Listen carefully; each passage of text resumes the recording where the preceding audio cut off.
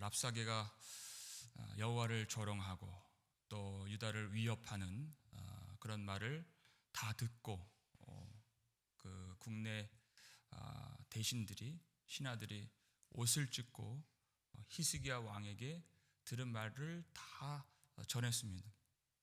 그랬을 때 이 히스기야 왕이 어떻게 행동을 했는가? 1절 말씀을 우리 한번 다시 읽겠습니다. 히스기야 왕이 듣고 그 옷을 찢고 굵은 배를 두르고 여호와의 전에 들어가서 아멘. 1절이 참 중요합니다. 왕이 듣고 이제 반응하는 거죠. 옷을 찢었다. 옷을 찢었다. 이것은 극심한 슬픔을 표현하는 그런 행동입니다. 무엇이 그렇게 슬플까? 이 나라가 풍전등화의 위기 가운데 있는 것 슬프죠. 그러나 가장 슬픈 것은 랍사게가 한 그 말이 여호와 하나님을 비방한 말이기 때문에 슬픈 것입니다. 여호와가 너희를 건져내리라 하는 말을 듣지 말라, 믿지 말라, 그의 능력을 믿지 말라. 그것이 너무나도 슬픈 것이에요. 여러분, 이 슬픔은요, 믿음에서 오는 슬픔인 것입니다. 하나님을 사랑하기 때문에 오는 슬픔이에요. 하나님과 관계가 없다면 여호와 하나님이 비방을 받는 것이 나에게 어떠한 동요를 주지 못합니다. 하나님의 백성이기 때문에, 하나님을 사랑하기 때문에 오늘 그 슬픔이 있다 하는 것이, 우리에게 그 슬픔이 있기를 바랍니다. 하나님이 모욕을 당하시고 하나님의 이름이 망령되의 일컬음을 받으실 때 우리의 마음이 찢어져야 되는 것이, 그는 옷을 찢고 성전으로 나아갔다. 근데 굵은 배를 두르고 이렇게 했어요. 굵은 베옷을 입고 이렇게 나아가는 장면이죠. 베옷을 입는다는 것은 회개함을 뜻하는 것입니다. 그가 회개하며 나아갔다. 첫 번째, 무엇을 회개할까요? 1차 침공 때 그가 애굽을 의지했죠. 그것은 하나님이 금하신, 왕들은 그의 백성들을 애굽으로 돌아가게 하지 말라, 이것이 하나님 명령이었습니다. 애굽에서 건져냈는데 거기로 돌아가게 합니까? 믿음을 역행하게 합니까? 거꾸로 가게 합니까? 하나님의 뜻을 어긴 거예요. 아주 심하게 어긴 거예요. 애굽을 의지해서 될 줄 알았습니다. 근데 안 됐죠. 아무런 도움을 받지 못했어요. 그랬더니 성전에 있는 금까지 다 갖다 바쳤어요. 그렇게 철저하게 종교 개혁을 단행했던 히스기야가 자기 스스로 성전에 있는 금까지 다 뜯어다가 이방 왕에게 갖다 바쳤다. 참 아이러니한 그런 모습이죠. 자기의 잘못을 깨닫고 회개하는 모습으로 성전에 들어갔다는 것입니다. 여러분, 아무리 신실해 보이는 사람이라도, 신실한 사람이라도 회개할 것이 있는 것입니다. 그것이 다윗이 구했던 정직한 영이에요. 정직한 영. 하나님 앞에서 회개할 것이 없는 자는 없는 것입니다. 그 회개하는 마음으로 성전에 들어간다. 1차 침공 때는 성전에 있는 금을 뜯으려고 그렇게 했지만 이번에는 하나님 앞에 회개하려고 들어가는 거예요. 여러분 잘 보십시오. 1차 침공이 있고 2차 침공이 있어요. 이 2차 침공이 만약에 없었더라면 히스기야가 자기가 애굽을 의지했던 것, 그리고 성전에 있는 것들 다 뜯어서 아수르 왕을 의지했던 것, 이러한 잘못을 잘 깨닫지 못했을 것입니다. 하나님이 아수르를 다시 보내시죠. 무엇을 위해서 보내실까를 잘 생각해 보세요. 무엇을 살리시기 위해서? 히스기야의 믿음을 살리시기 위해서 하나님이 그렇게 하셨다는 것입니다.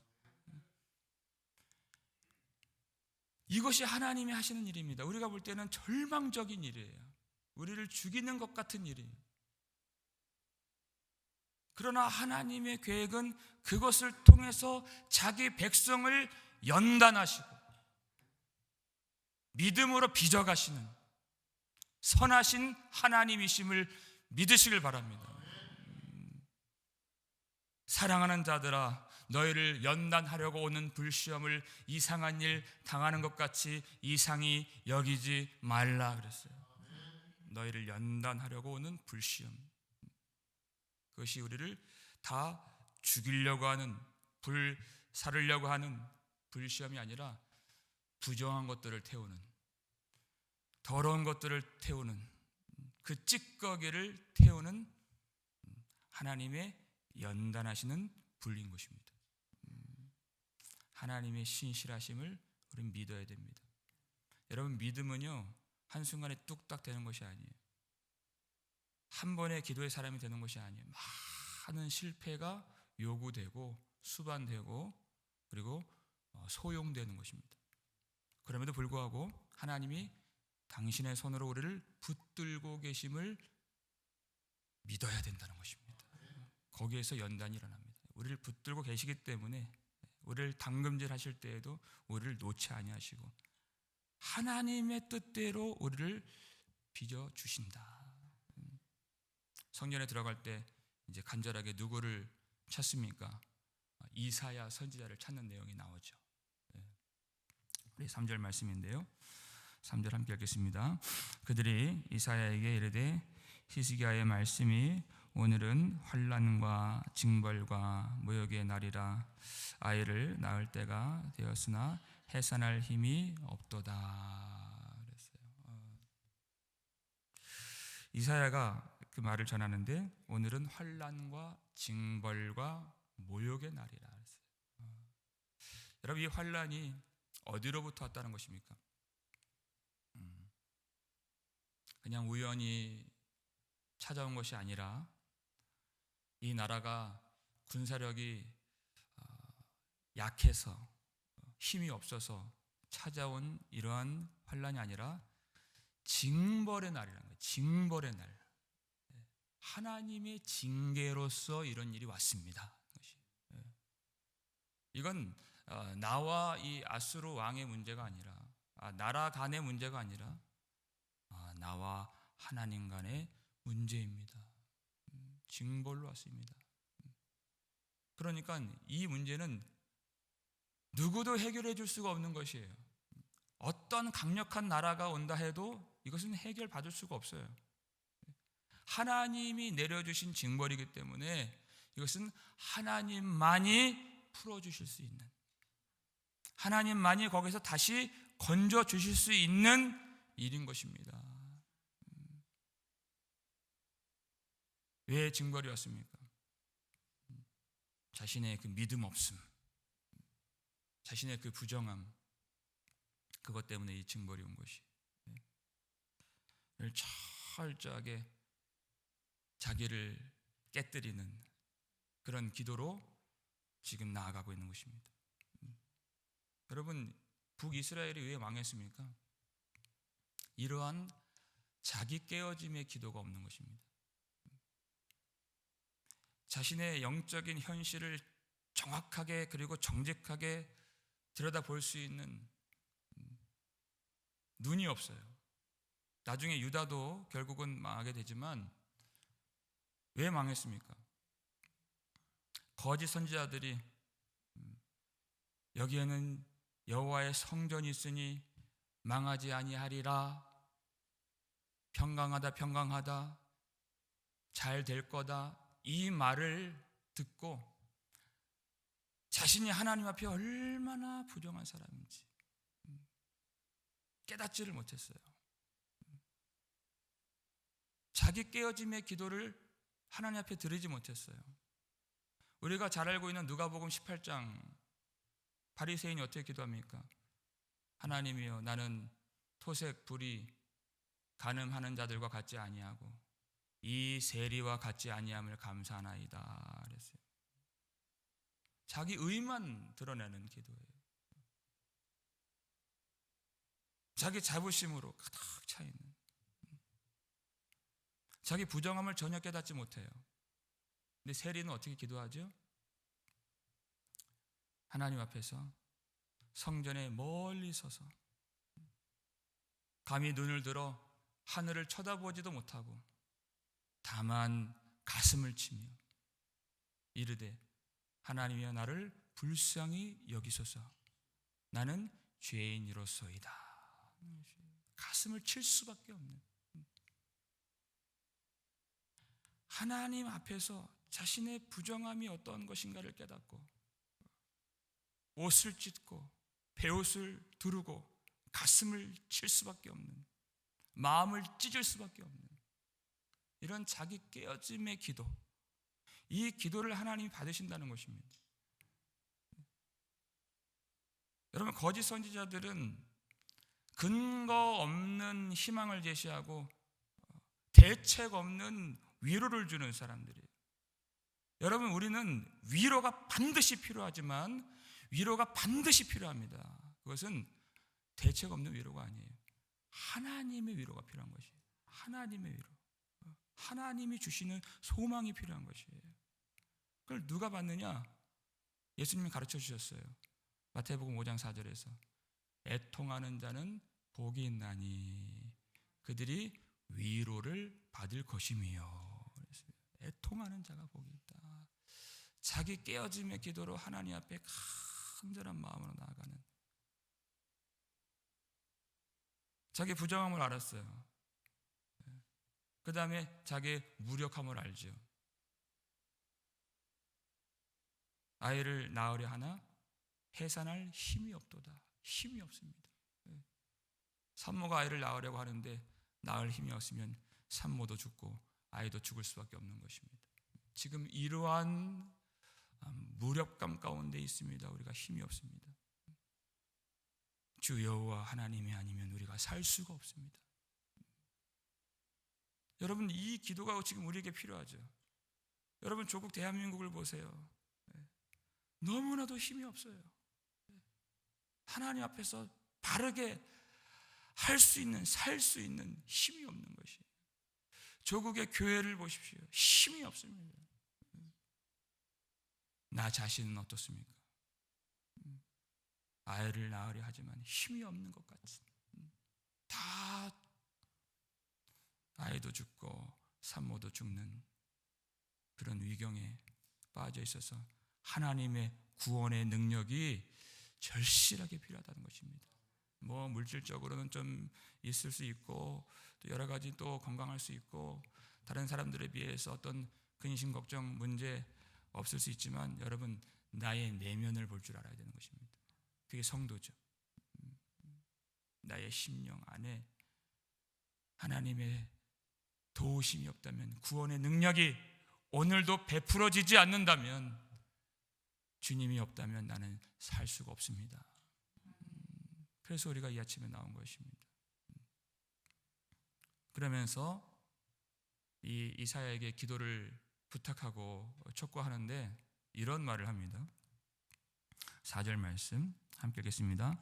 랍사게가 그의 주 아수르 왕의 보냄을 받고 와서 살아계신 하나님을 비방하였으니 당신의 하나님 여호와께서 혹시 그의 말을 들으셨을지라. 당신의 하나님 여호와께서 그 들으신 말 때문에 꾸짖으실 듯하니 당신은 이 남아있는 자들을 위하여 기도하소서 하더이다 하니라. 그랬어요. 아주 중요한 이 기도를 지금 하고 있습니다. 하나님께서 랍사게의 그 비방의 말을 다 들으셨을 겁니다 하는 것이. 여호와가 너희를 건져낼 수 있겠느냐? 여호와가 다른 나라의 신들과 다른 것이 있겠느냐? 하는 이 망령된 말을 했습니다. 여러분, 그 말을 누가 들으셨다고요? 하나님이 들으셨습니다. 그러니까 지금 히스기야는 지금 이 온 유다가 아수르 군대에게 포위당한 이 상황을 지금 누구의 문제로 지금 끌어당기고 있습니까? 하나님의 문제라는 것입니다. 하나님의 문제. 이거는 저만의 문제가 아니라, 이건 유다 백성들만의 문제가 아니라 하나님의 이름의 영광이 이 땅에서 짓밟히는 여호와 하나님의 문제입니다. 이렇게 가는 거예요. 이게 기도입니다. 여러분, 기도는 그냥 내 사정, 내 억울함, 내 일 때문에 하는 것이 아니에요. 하나님의 영광을 구하는 것입니다. 하나님의 나라를 구하는 것이에요. 이거는 이제 하나님의 문제가 되었어요. 그러니까 하나님이 만약에 들어주지 않으신다면 자동적으로 하나님의 이름의 영광은 이 만방에서 열방에서 짓밟힐 수밖에 없는 것이. 하나 어떻게 하셔야 되겠습니까? 반드시 하나님이 들어주셔야 됩니다. 이 기도가 되는 것이. 이게 기도입니다. 하나님이 들어주실 수밖에 없는 기도. 여러분, 자기 형편만을 보지 마십시오. 중요한 건 뭐냐? 나와 하나님과의 관계가 중요한 것이에요. 여러분, 하나님의 영광에 묶이시는 기도를 하십시오. 예수 그리스도 안에서 그리스도의 이름으로 나아가는 겁니다. 그래서 나로 서는 것이 아니라 예수 그리스도 안에서 주님의 아들의 신분과 자격으로 아빠, 아버지라고 부르짖는 것이 기도인 것입니다. 무엇을 위해서요?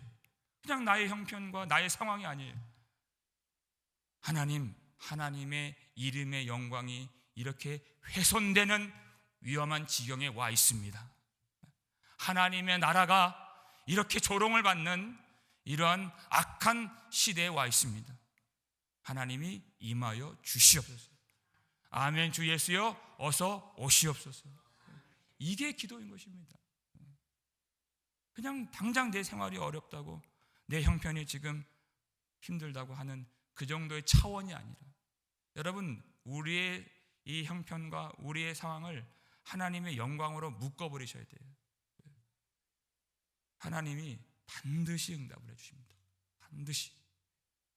나는 내 영광을 누구에게도 빼앗기지 아니하리라 그랬어요. 하나님의 영광을 위한 기도. 그랬더니 응답이 오는 것입니다. 6절, 7절 말씀 함께 읽겠습니다. 이사야가 그들에게 이르되 너희는 너희 주에게 이렇게 말하라. 여호와의 말씀이 너는 아수르 왕의 신복에게 들은 바 나를 모욕하는 말 때문에 두려워하지 말라. 내가 한 영을 그의 속에 두어 그로 소문을 듣고 그의 본국으로 돌아가게 하고 또 그의 본국에서 그에게 칼에 죽게 하리라 하셨느니라 하더라. 아멘. 히스기야가 그렇게 옷을 찢고 베옷을 두르고 성전으로 나아가서 자기 깨어짐의 기도를 했더니 하나님의 응답이 즉각적으로 이사야를 통해서 임하는 것입니다. 나를 모욕하는 말 때문에 두려워하지 말라. 두려워하지 말라. 그 모욕하는 말, 그 인간의 말, 아무것도 아닌 먼지와 같은 그 인간의 말은 권세가 없다는 것입니다. 아무것도 이루지 못하는 그런 말 때문에 두려워하지 말라. 두려워하지 않아야 할 이유를 제시해 주세요. 하나님이 어떻게 됩니까? 내가 한 영을 그의 속에 두어 그로 소문을 듣고 그의 본국으로 돌아가게 하고 또 그의 본국에서 그에게 칼에 죽게 하리라 그랬어요. 지금 당장은 예루살렘 성을 집어삼킬 것 같은 위험한 상황에 놓여 있지만 하나님이 한 영을, 이 아수르 대군이 왔어요. 대군이 왔는데 한 영을, 하나의 영을 보내서, 하나의 영이면 충분한 것입니다. 보내서 두렵게 만들어서 그 대군을 다 돌려보내겠다. 그런데 누구를 중심으로 돌려보내느냐? 그 칼에 죽는 사람은 사내립 왕이죠. 왕. 위협을 한 사람은 그의 신하, 그의 군대 사령관 랍사게예요. 그런데 하나님은 그 위에 있는 그의 주인 되는 랍사게를 조종하고 명령을 내리는 그 주인인 산헤립을 칼에 죽게 하리라 이렇게 하신 것이에요. 하나님은요 어떤 문제의 현상이나 껍데기를 다루시는 분이 아닙니다. 그 위에 있는 문제의 근원을 깨뜨리시는 분이신 것이에요. 그러니까 가난한 자에게 돈은 조금 주고 아픈 자에게 그냥 마취제를 주시는 분이 아니라 죄의 권세를 멸하시는 분이시고 죽음의 권세를 깨뜨리시는 생명의 하나님, 구원의 하나님 되십니다. 예수 그리스도의 십자가를 통하여서. 랍사게 정도가 아니에요. 그 왕을 하나님 멸하신다. 우리가 보지 못하는 그 문제의 근원이 있지 않습니까? 그 근원, 뿌리가 있어요. 우리는 현상만 가지고 기도를 해요. 그게 어려운 줄 알아요. 그 뿌리가 있는데 하나님은 이미 그 뿌리를 예수 십자가로 다 제거하셨습니다. 그게 믿음인 거예요. 히스기야가 자기 깨어짐의 기도로 하나님 앞에 나아갔을 때 하나님이 하나님의 구원의 능력을 베풀어 주리라. 응답을 하나님 주신 것입니다. 여러분 우리가 어떻게 기도를 해야 될까요? 하나님 앞에서 자신의 부정함을, 여러분 지금 우리 눈에 보이는 어떤 현상의 문제보다도 그것은 우리 내면 속에 있는 하나님 앞에서 너무나도 부끄럽고 부정한 그런 모습을 다 내어놓고 내 자아가 깨어지고 부서지고 지워지고 무너지는 이 자기 깨어짐의 기도, 그리고 자신의 무력함을 인정하고 하나님의 구원의 능력을 구하는 이 기도가 있을 때 하나님은 즉각적으로 와서 우리를 그의 의로운 손으로 건져내 주실 줄로 믿습니다. 아무것도 염려하지 마시고 아무것도 두려워하지 마시고 다만 우리가 구할 것을, 우리가 모든 일에 기도와 간구로 나아가야 하는데 우리가 구할 것을 감사함으로 하나님께 아뢰을 때 하나님 우리 마음과 생각을 지켜주시고 당신의 구원의 능력으로 의로운 손으로 모든 환경에서 능히 건져 주실 것을 믿으시기를 바랍니다.